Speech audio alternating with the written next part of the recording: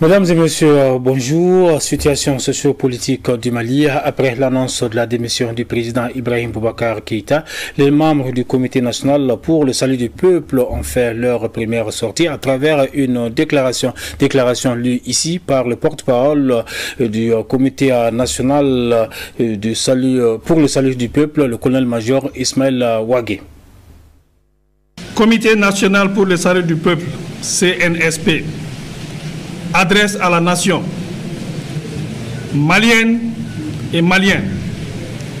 Depuis un certain temps, la tension politico-sociale mine la bonne marche du pays.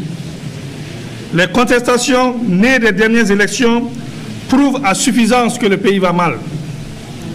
Le Mali est un vaste pays, riche de par sa diversité culturelle, riche de son sous-sol, riche de ses hommes, riche de sa faune et de sa flore, mais dont l'existence en tant que pays, nation est menacée dans tous ses fondements.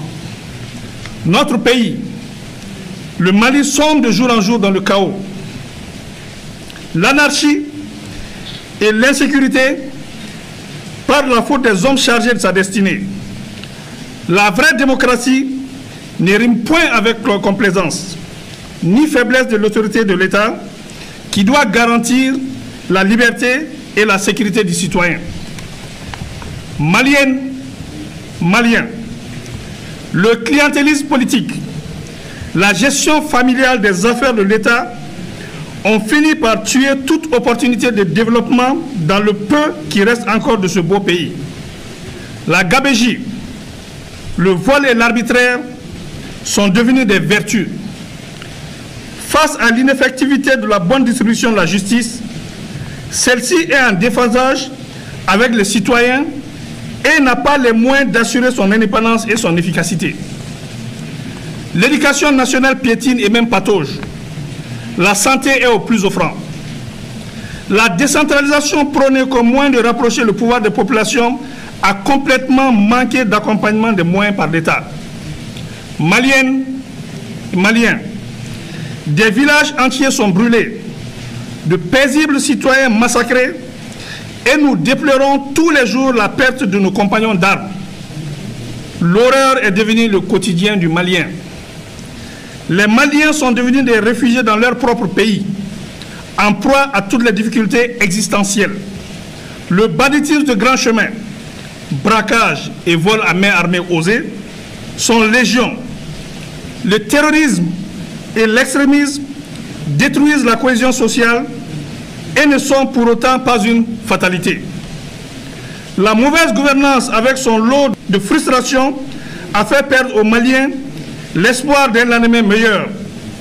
Des élections contestées, une épidémie de Covid-19 dont la gestion fait douter de son existence, une population qui ne fait plus foi en ses gouvernants, des élèves étudiants désemparés, des parents inquiets pour l'avenir de leurs enfants imposent à toutes les forces vives de la nation l'obligation de s'engager pour le Mali. Les atteintes aux droits fondamentaux, les répressions des 10, 11 et 12 juillet exigent une réponse de l'État.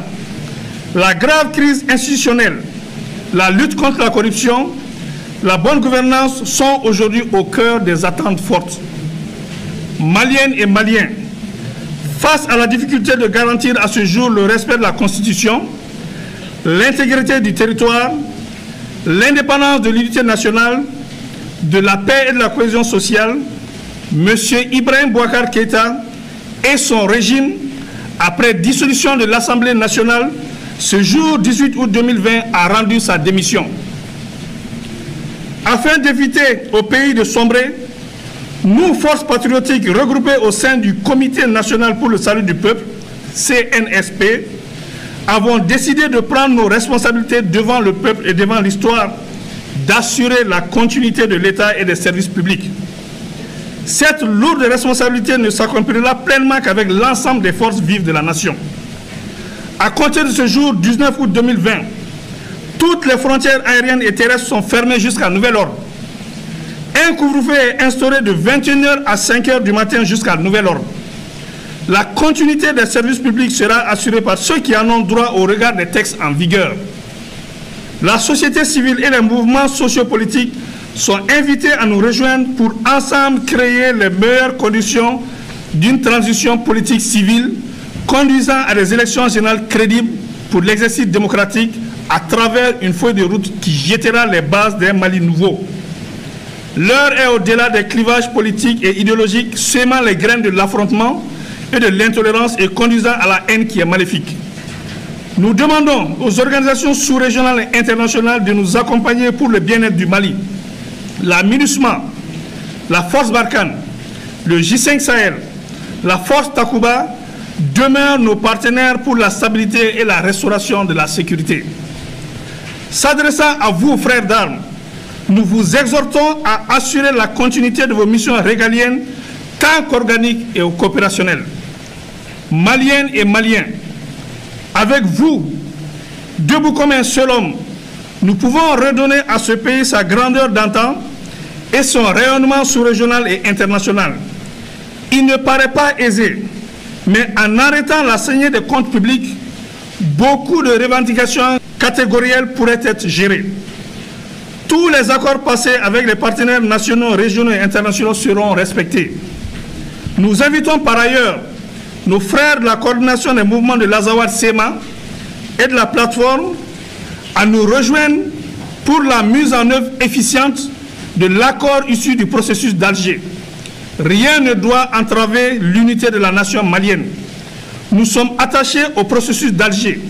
La paix au Mali est notre priorité et elle se fera avec vous. Faisons bloc pour faire échec aux forces du mal qui nous écument et veulent prendre en otage notre cher pays. Nous allons prendre en compte les conclusions du dialogue national inclusif DNI pour l'amélioration du cadre de bonne gouvernance.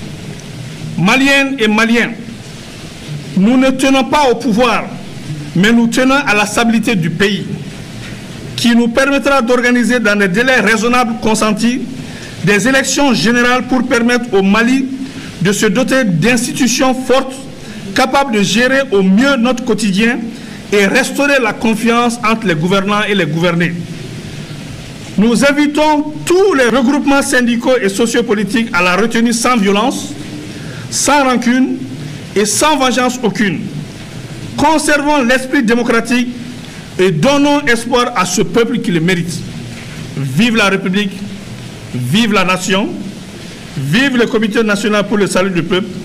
Que Dieu bénisse le Mali. Je vous remercie.